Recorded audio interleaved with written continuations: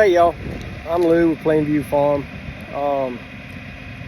Today I'm going to be spinning on a winter cover crop.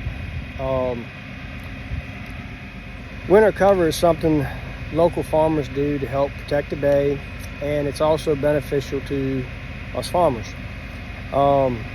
Your fertilizer is made up of 3 of the major components, and that'd be nitrogen, phosphorus, and potash. The phosphate and potash cling to the soil. Whatever carbon matter is, organic matter is there, it'll cling to it. So the only way that you get phosphate and potash into the rivers and bay is if you have runoff. So we put on a cover in the winter to help prevent a washing situation where we have erosion and whatnot in the spring. This helps us also because what we do in the spring before we start planting again is we'll take that cover crop and we'll terminate it. It falls over and it provides cover from evaporation of the moisture in the soil for the summertime. So when our crops need moisture, that's laying there on the surface, holding the moisture in the land. The cereal rye will get between waist and chest high.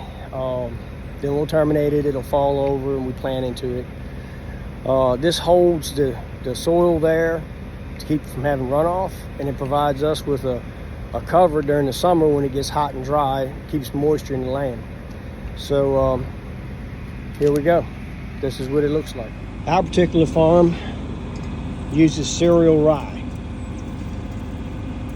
We spin it on and turbo till it in.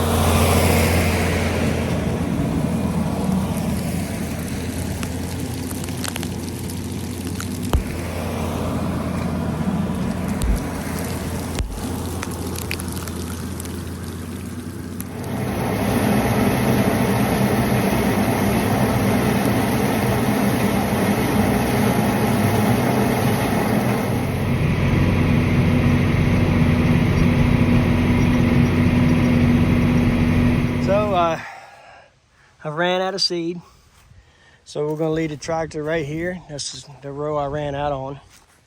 The rye does the rye cover crop for the winter, and other farmers use other cover crops, wheat, barley. Some farmers use vetch. Vetch is a legume, so that works real good to plant your corn into. So you got organic nitrogen right there for your plant to take up. The downside of planting the vetch and planting your corn into it is to get the nitrogen out of your vetch, or any legume really, you have to have the plant in bloom. That's when that plant is mitigating as much atmospheric nitrogen into the soil. So that puts you late planting your corn. It doesn't work real well for us because we do a lot of hay, and that puts planting corn when we're making hay. So it doesn't work out real good for us. So that's why we stick to the rye.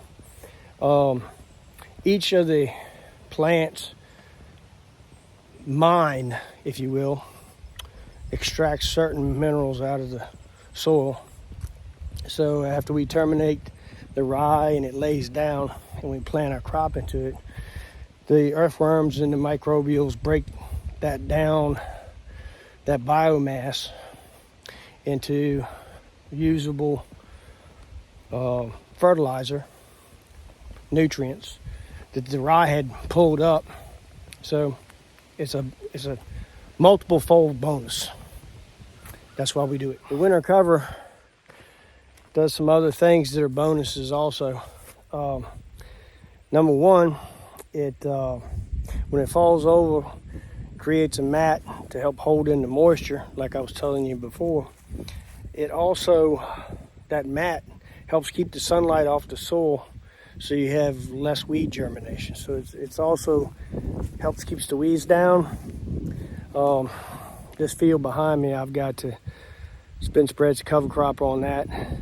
This field here is one that had the rye into it. See the rye down in there? It's been terminated and covered the ground up, and then we planted beans into that. Another advantage of the winter cover is during the winter time, when the trees and bushes don't have any leaves on them, the plants aren't taking in carbon dioxide and breathing off oxygen.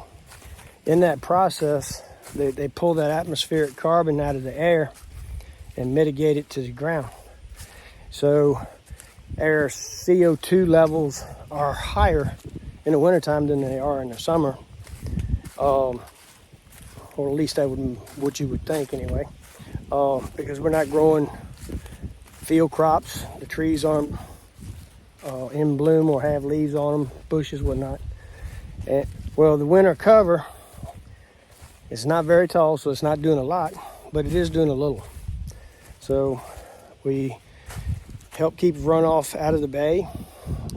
We are helping to keep erosion out of our field. We're creating a cover that helps hold moisture into the ground. The cover is mining other micronutrients out of the soil to make it readily available for the next crop to go in, and we're help offset our carbon footprint.